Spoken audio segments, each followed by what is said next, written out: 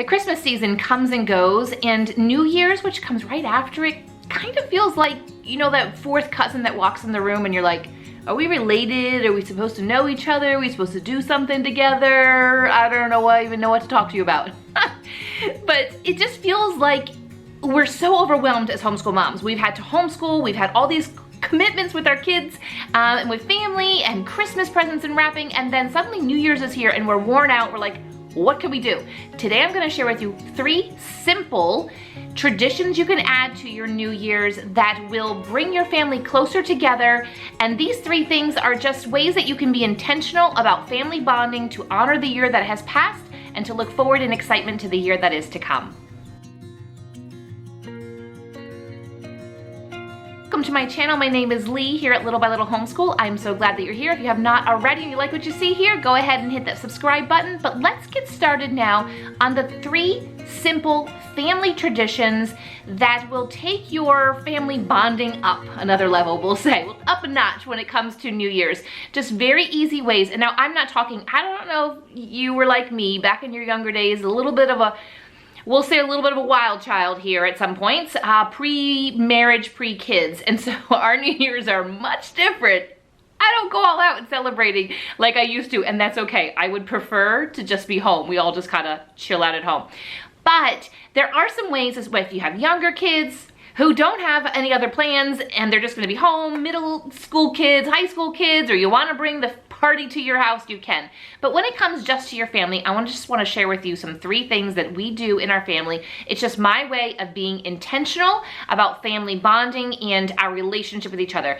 I'm very intentional. As homeschool parents, we are usually very intentional about our relationships with our kids when it comes to their school time and the rest of the year. And that sometimes we forget that we can create traditions, we can create pockets of time, some moments with our families that solidifies and really helps our relationship. So I'm gonna share that with you here.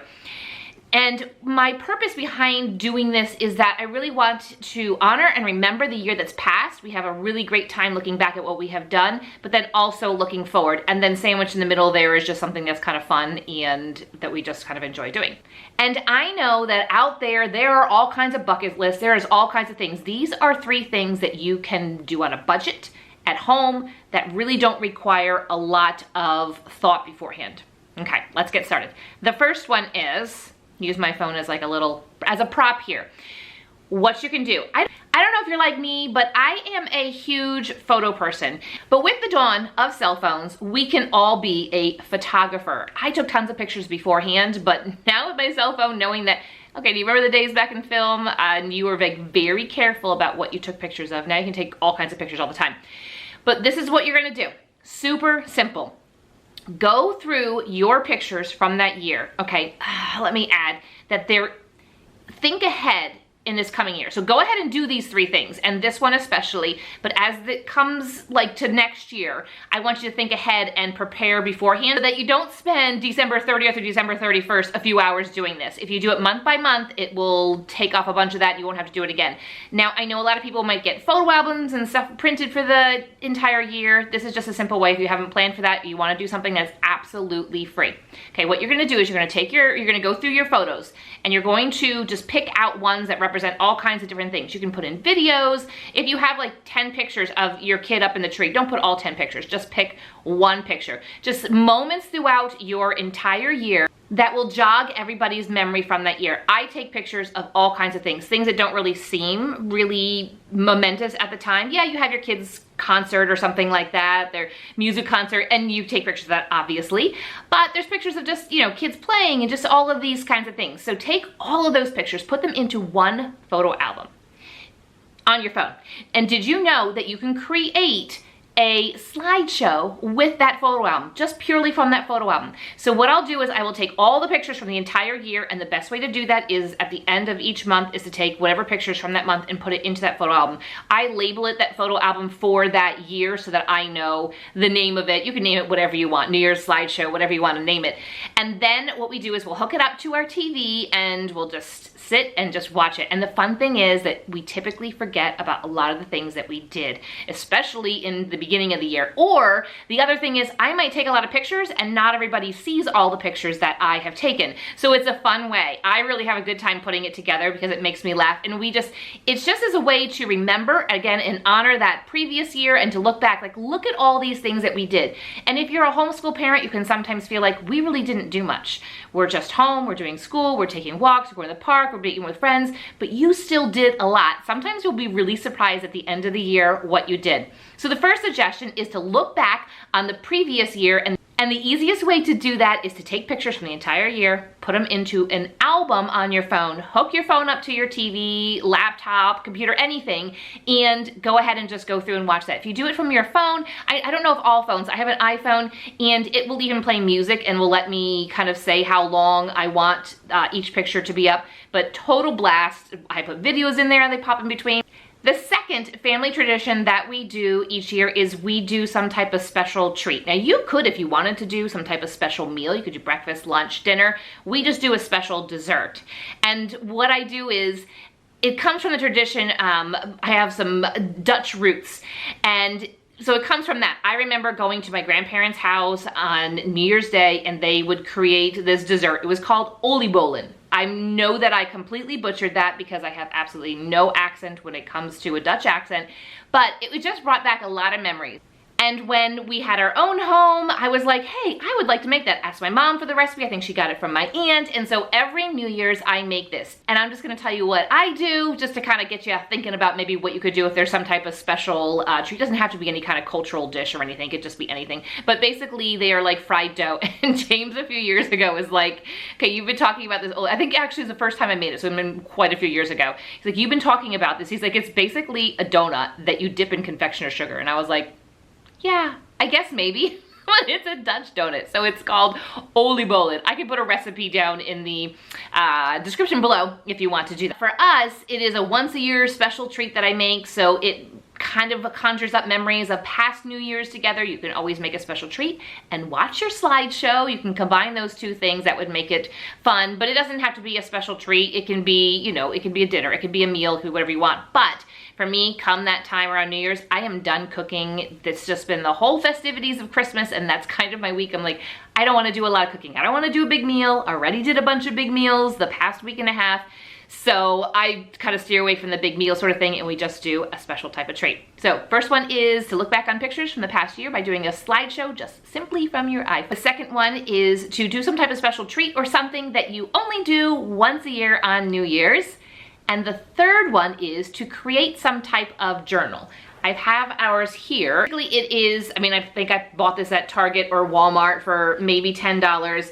And what we'll do is I'll write down at the top of it, you know, the exact, you know, January 1st and the year, and, you know, that we're remembering back the previous year. And then what we do is we go around and I don't put pressure. We don't say like, okay, it's your turn, and we listen to their done. We just kind of do like a popcorn sort of thing, like whatever anybody can kind of remember. So I'll write down each of their names, and this goes for all 5 of us. And I'll write down specifically some things that we remember from that past year, the things that really stood out to us, those moments, those maybe trips, vacations, classes or courses or friendships or just anything that kind of stuck out to them.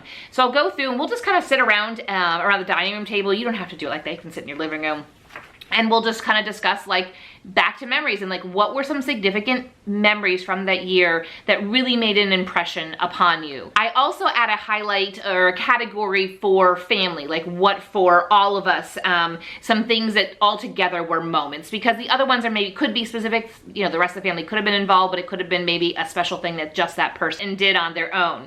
Then I will add a next section that is resolutions. And again, gonna go through name by name, and I don't say, you know, we don't sit there and all like look at that one person and wait until they give all their resolutions or anything. We just kind of have a conversation around the table about it. And then I'll go ahead and write down just some things like where did they see God taking them this coming year? What are some things that maybe the Holy Spirit is working in them, some ideas, some visions, some clarity for their future year that they feel that they would like to step into. It could be, now when you have little kids, this is actually really sweet and super fun because it just is a way for you as a parent to hear what their heart, what's on their heart, what they're thinking and how they're feeling and where their focus is. And as they get older, those resolutions get bigger. Now, I know some people are like, oh, resolutions and stuff.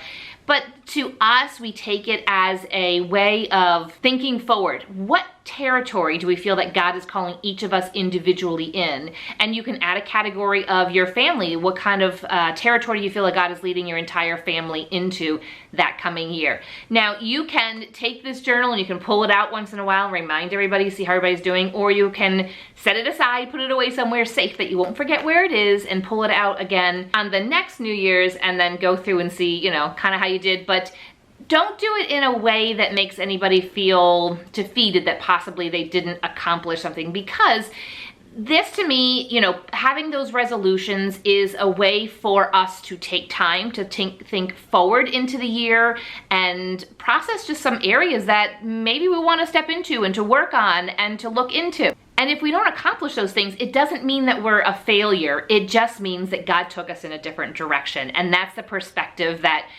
is really good to have when you're thinking about that, instead of like, oh, I feel defeated that I didn't. You can write down things like lose 10 pounds, lose 15 pounds. We've done that before, James and I, not the kids.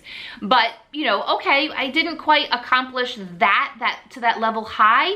Is God calling me to continue to write that down again? Or is it maybe something that has come and gone, and that's absolutely fine too? I hope these things kind of got your mind thinking. The creating a, photo album and doing a slideshow just from your phone, some type of special treat, and then some time of your family kind of gathering around and talking about the year that has passed and the year that is coming, and where do you see yourselves going, and where do we see ourselves as a family, and what are some areas that possibly we can grow in? That might be a better way of phrasing it. Whether you do 1, 2, 3 or your own completely different things, I just hope that you take some time, instead of being so overwhelmed after the holidays and then New Year's comes and just be like, I'm just kind of done. Don't want to do anything that's intentional at all. I want to encourage you to take a step back, just do a little bit of time with your family to kind of help solidify and bond.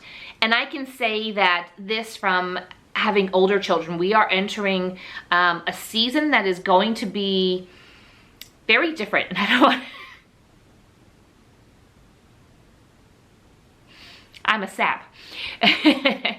But I'm entering a season with older kids, and so I wanted to do this video to encourage you.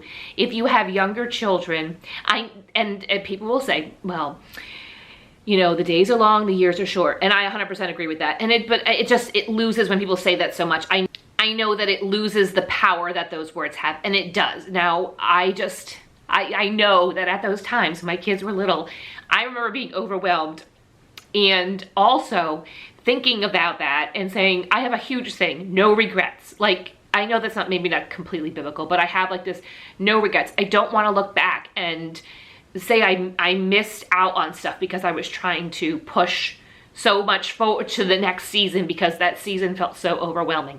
So, I'm sorry, but I just want to encourage you, if you have young children and come New Year's and you've had an entire year, and the year you'll feel even at times when the kids are young that this year was really long and it could have been a really long year for you.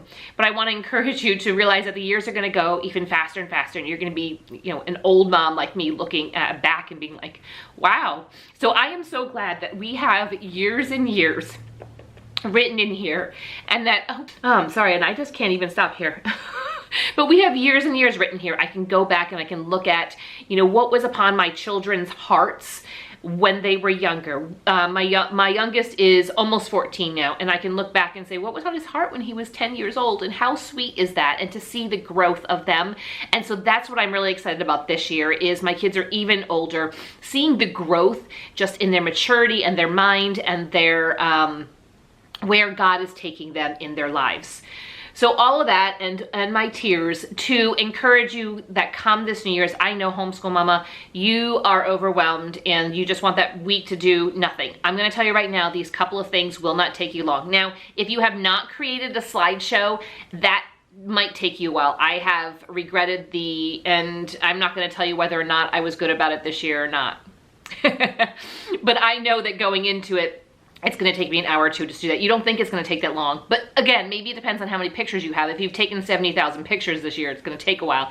But if you've only taken 70 pictures, then it might only take you 5 minutes to do. But I wanna encourage you to go ahead and do that. You don't need to have any type of fancy notebook. You can just get some notebook from Target that's, 50 cents just from the school section or something, and that's plenty to do. Anyway, all of that. I really had no intention of crying. I just really wanted to encourage you to think about intentionally about things. That's been a huge thing for me. If you are a homeschool mom going into homeschooling, feeling overwhelmed, and you need some encouragement to be intentional, that is exactly one of the big things that I do when it comes to my homeschool course. And if you'd like more information about that, go ahead and check out the description below. You and I get to work together on your homeschool, and ooh, that's just one of my most favorite things to do. Anyway, Merry Christmas. We can still say that right now too, right? Merry Christmas. You can say Merry Christmas all through the month of December, even if you're watching this and it's New Year's. But Merry Christmas, Happy New Year. May you have a blessed celebration.